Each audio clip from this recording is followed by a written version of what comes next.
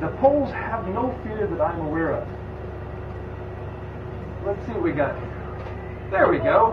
Whoa! Oh my God! Kicking in the groin, or in this case, just above the groin in the stomach, but if it's a German doing it, it's almost certainly to the groin. Okay, it's mathematics and stuff, but I mean, I don't know about you, but if I'm looking for a sound source, so say my phone is ringing, I don't take a paper and a pen and go, okay, I will solve this.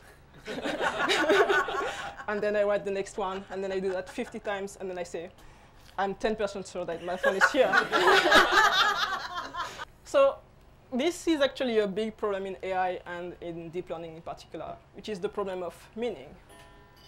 So if I give this picture to my bot, it tells me this is a bike parked for a tag person.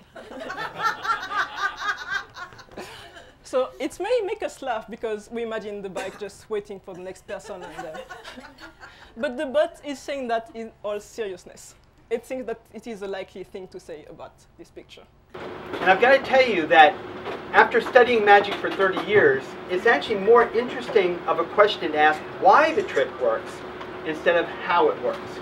Because if I told you how the trick works, it's really not that interesting. I'll tell you a secret. Every magic trick works using duct tape and a paperclip. 1, 2, 3. Open Sesame! My magic room. We'll talk about the psychology of magic, not how it works, but why it works. A coin and a pencil. Watch this. This is the vanishing coin trick. I'll stand back so everybody can see it. The vanishing coin trick. Don't take your eyes off the coin because it's going to disappear and you don't want to miss it when it goes. You ready? The vanishing coin trick. I'll use this pencil as my impromptu magic wand. Here we go. 1, 2, 3.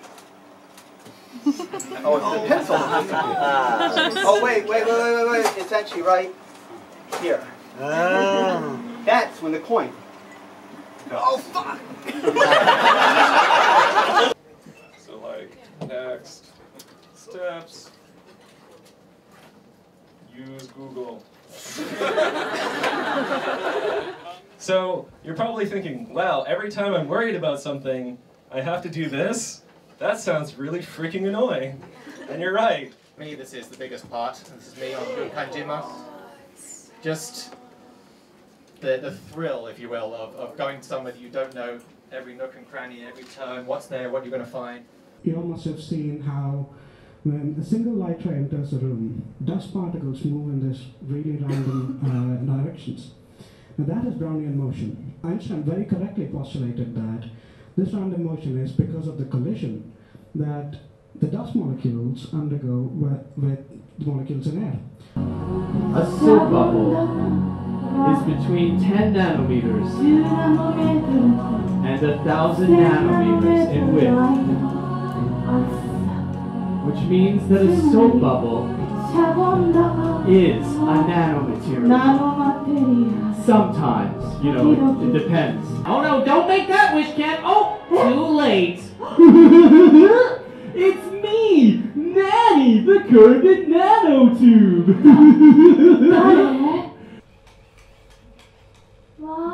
Yeah, pretty. Notice that the bubbles are different colors. The different colors are because of the different thicknesses in the bubbles. You see, the colors are because of light refraction and science. Science, Ken. It's just science, okay? It's like magic. Imagine bringing your music with you using a tiny watch-sized record player. That's right. The things that scientists ought to answer is try to see if they can find organic material and kind of answer the question where life comes from.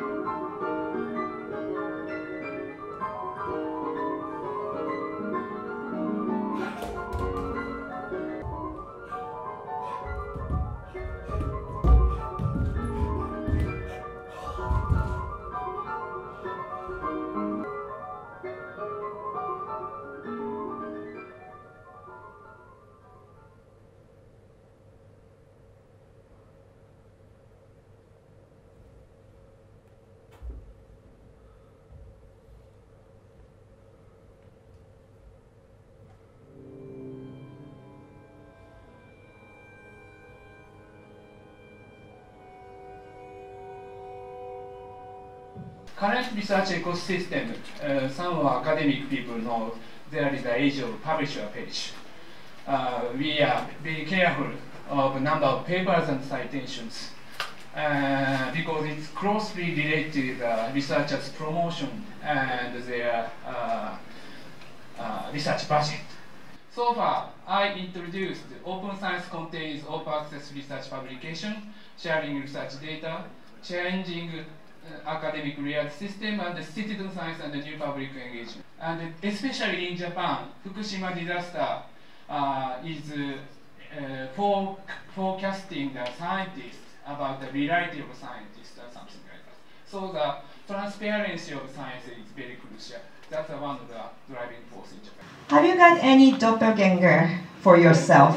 Anyone met or found anyone else having the exact same name with yours? This is my husband, the one singing the song in the beginning.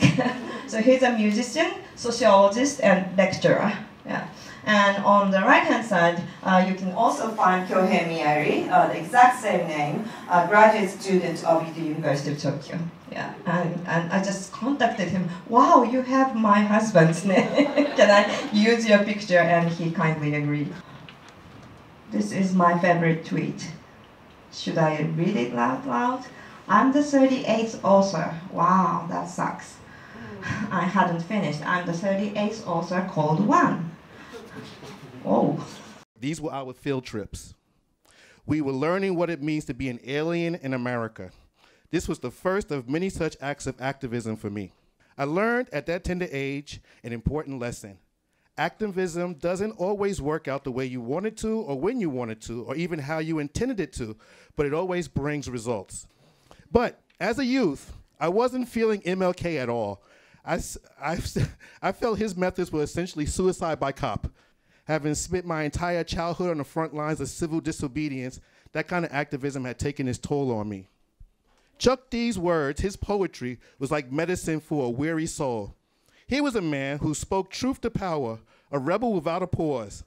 I have to credit Chuck for inspiring me to use my voice and my writing with deeper purpose. He showed me how I could best use the gifts at my disposal, and I've been striving to do that ever since. It wasn't all hanabi and onsen. A great deal of what Japan hit me with hammered home the fact that I was as much an alien here as I was back in America. And I was fine with that to an extent. I mean, after all, this was no more my country than America was. So the onus was on me to try to adapt to their ideals. This was back in early 2014. ANA ran an advert where two Japanese guys are talking about changing the image of Japanese people. Then one of them suddenly becomes blonde and has a long pointy nose. This is nothing new, of course. Japanese commercials have been racialized, have used racialized imagery probably as long as there's been Japanese TV. And as usual, some non-Japanese were very offended by it. And of course, some were very angry at the people very offended by it. The world is watching with interest and in damn near real time. So how do you win a sumo match? It's very easy. So if any part of your body touches the ground, you have lost. And you know they have a top knot, so if that thing gets loose and only the hair is touching the ground, you have lost. Another one would be stepping out of the ring, very easy. And one exception is like if a very huge dude is about to crash the guy he's forcing out. So if he puts his hand down first, he might get the win still, even though touching first for saving the other guy from dying on his way. When the mawashi falls off of you, certain private parts are exposed, and you can imagine this is a very godly thing. It's related to Shinto, so the gods are watching all the time. So you being exposed in front of the Shinto gods, you can't be the winner, right? So you're the loser. The question I always get, like, the food stuff, right? So what do they eat? Do they eat everything? Actually, no. There's one main dish, and the first food in the day is lunch. It's called chanko-nabe, and it's basically a soup dish, many different varieties, and it's low in calories, actually. There's a diet for sumo food. How do they gain weight, though? Eating a lot of rice and alcohol. And at the Danpatsushiki called ceremony, we have the goofy sumo, actually the nerd sumo part, so would you please play the video? it's usually a very big Ankogata type rikishi and a very Hosonagai Sopogata rikishi, and they do the goof sumo. They do basically everything which is forbidden to make the audience laugh. Let's just watch a few moments. So they kick each other, they dance, they run around, they kiss, they do all kinds of crap. And if you ever have the chance to get to see sumo, go to Danpatsushiki, because, yeah.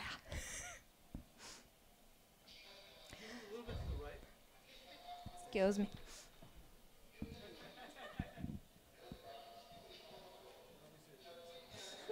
The peak was those guys. Okage, say, I don't know.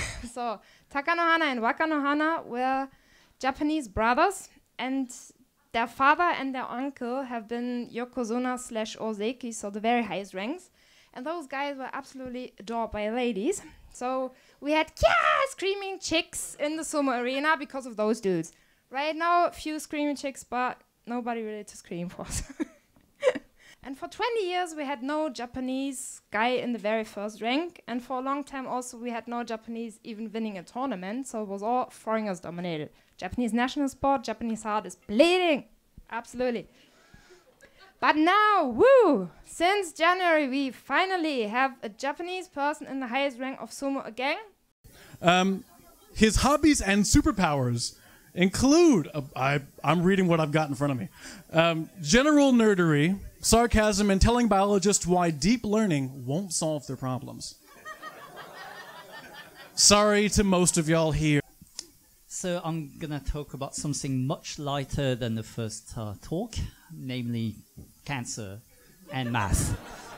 And that's what's called the central dogma of molecular biology. And the word dogma here is one of many, many poor wordings that biologists go with. And there's a bit of foreshadowing here. Namely the fact that, oh yeah, by the way, I went a bit crazy with the transitions because that's my one and only chance. You can't really do that at science conferences. So expect a lot of really cool transitions. You have no idea what Keynote has. Crazy. So it's not exactly an exact science. You cannot, it's not 1 + 1 = 2. It's 0.85 plus 0.95 equals maybe 2. The number of possible combination of 30 genes out of 10,000 is essentially more than the number of particles in the universe. Obviously, you're not going to look at them one by one. So that's where you generally use mathematics quite a lot. If you have hundreds of genes, try and imagine something in hundreds of dimensions. That's where usually math comes in. What causes cancer? Because that's what you're all here for. Obviously, we all know cats cause cancer. Still waiting to hear from the Academy of Science on that one. The second theory is that it's mostly bad luck. Differentiated, then it can just start circulating in your entire body, and that's what's called metastasis. And yeah, the takeaway message is that essentially everything in your body is genetics. It's not just your height or things like that. The way cells work is through genes. And these interactions are very complicated. Cancer, in particular, is an aspect of the way these genes work, and math is essentially how we understand all that.